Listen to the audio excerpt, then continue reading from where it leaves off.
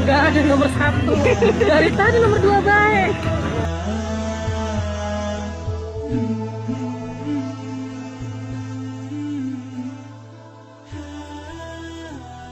Assalamualaikum warahmatullahi wabarakatuh. Kali ini kita akan mengisahkan tentang karomah kewalian Habib Syaihon.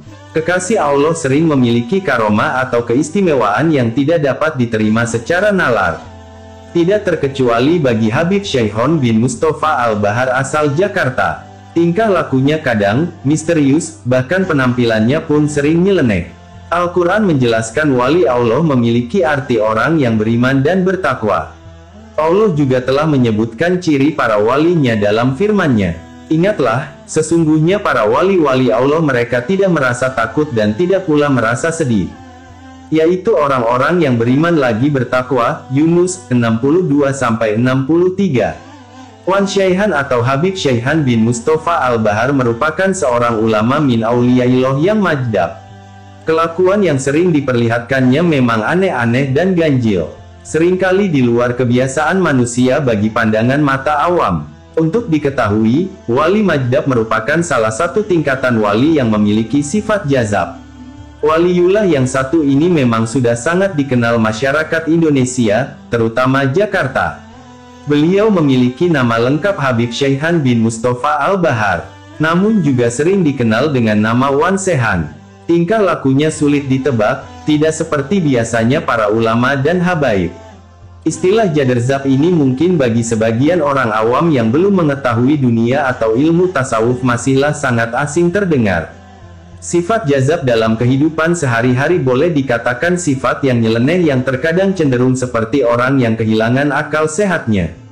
Kekasih atau waliullah yang satu ini memang sudah sangat dikenal masyarakat Indonesia, terutama Jakarta. Dia memiliki nama lengkap Habib Syaihon bin Mustafa Al-Bahar, namun juga sering dikenal dengan nama Wan Sehan. Tingkah lakunya sulit ditebak, tidak seperti biasanya para ulama dan habaib. Habib Syaihon sangat susah dicari, karena sering berpindah-pindah tempat dengan cepat. Bahkan Habib Umar bin Hafiz ulama Yaman terkadang di sela asyiknya mengajar santri di Tarim Yaman sering berkata, "Kita kedatangan seorang waliullah Wan Syaihon, tapi tidak terlihat oleh para jamaah." Ada beberapa karomah Habib Syaihon, inilah di antaranya. Kisah karomah pertama, suatu ketika ada seseorang bersama jamaah mau berangkat ke acara maulidan, lalu sambil lewat menyapa sang Habib Syaihon. "Habib, ayo kita ke maulidan nanti kemalaman." Maka Habib Syaihon menjawab sambil marah-marah, "Sudah sana berangkat, hei kiai, ente aja duluan. Nanti ane nyusul, berisik aja lu," sahutnya. Namun begitu tiba di majelis, betapa kagetnya, ternyata entah lewat mana Habib Syaihon sudah tiba duluan, bahkan sudah berada di deretan jamaah terdepan bersama para habaib dan ulama lainnya. Dia hanya berkata dalam hati, "Subhanallah," sambil senyum dan geleng-geleng kepala. Kemudian sang Habib menyalami para jemaah sambil memeluk dan berkata, "Ahlan wa sahlan barokah, afwan ane sampai duluan ente belakangan." Setelah selesai acara doa, dan hidangan sudah keluar, keunikan lagi terjadi. Semua hidangan yang ada di acak-acak Habib Syaihon, semua makanan dicicipi. Bagi yang belum tahu siapa beliau hanya bisa tercengang campur kaget. Seseorang sempat memberitahu kepada jamaah lain agar membiarkan tingkahnya itu, dan para ulama dan habaib yang hadir saat itu hanya bisa tersenyum. Lalu Habib Syaihon berdoa qomat kamit, terdengar sebait, "Barakallah, insya Allah." Kisah karomah kedua, ada suatu kejadian yang lebih mengherankan lagi. Di waktu azan maghrib berkumandang tepat di depan musala, Habib Syaihon membawa gitar dan teriak-teriak di saat jamaah akan melangsungkan sholat maghrib. Maka tentu saja hal ini membuat sang marbot musala marah. Dengan lantangnya sang marbot itu mencaci maki Habib Syaihon habis-habisan. Tiba-tiba Habib Syaihon menjepit leher marbot tersebut dan dibenamkan ke dalam ketiaknya. Dan tiba-tiba sang marbot itu menangis sambil mengatakan, "Saya lihat Masjidil Haram di Makkah. Saya lihat Baitullah dan Ka'bah di Makkah," ucapnya. Akhirnya si marbot tersebut segera meminta maaf kepada Habib Syaihon. Kisah karomah ketiga, ada sebuah rumah dari seorang keluarga miskin, dia hanya pedagang kecil di siang hari, tiba-tiba didatangi Habib Syaihon.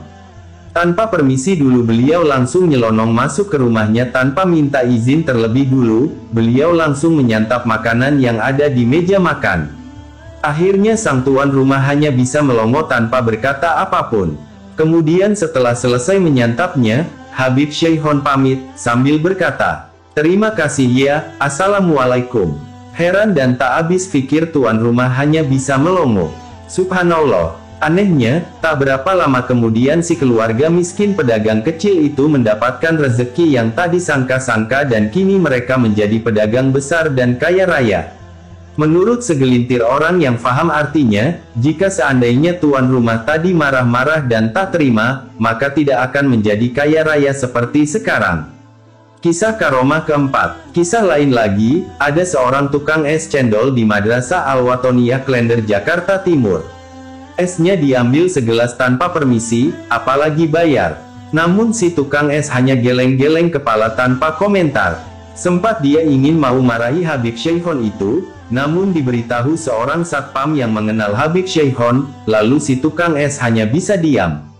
Begitu selesai, tak berapa lama setelah Habib Syaihon pergi, segerombolan orang entah dari mana memborong semua es cendolnya dengan bayaran yang lebih, hingga dia tidak perlu lagi berjualan hingga larut malam.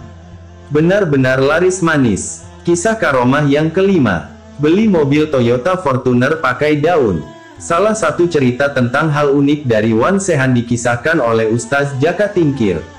Pernah suatu hari Wan Sehan menghadiri acara Maulid Nabi di Masjid Nurussalam di samping rumah Ustaz Jaka Tingkir.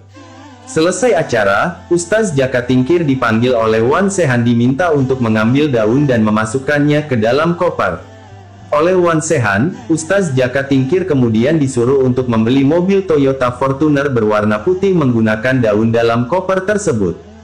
Hal itu tentu membuat Ustaz Jaka Tingkir heran dan bertanya-tanya, membeli mobil baru pakai daun. Meski begitu Ustaz Jaka Tingkir akhirnya tetap berangkat ke dealer untuk membeli mobil yang diminta Wan Sehan dengan membawa koper berisi daun tersebut. Namun siapa menyangka, sesampainya di dealer Ustaz Jaka Tingkir tercengah dengan isi dalam koper.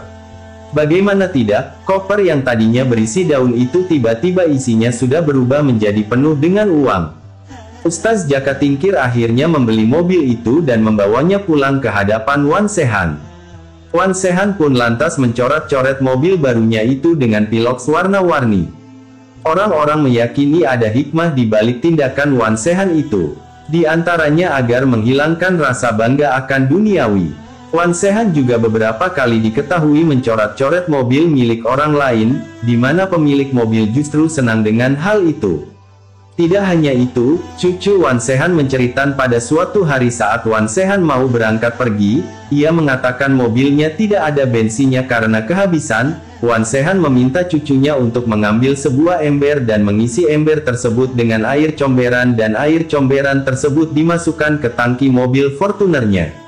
Wan Sehan langsung menyuruh cucunya menyalakan mobil tersebut dan mobil langsung jalan. Untuk dapat bertemu dengan Habib Syaihon mudah saja asalkan punya niat yang baik untuk bersilaturahim, karena Habib Syaihon sering berpindah-pindah tempat. Kadang dia ada di makam ayahnya di Masjid Baido di Lubang Buaya, Jakarta Timur dan terkadang ada di Gang Nangka Bintara 3. Wallahu a'lam bishawab.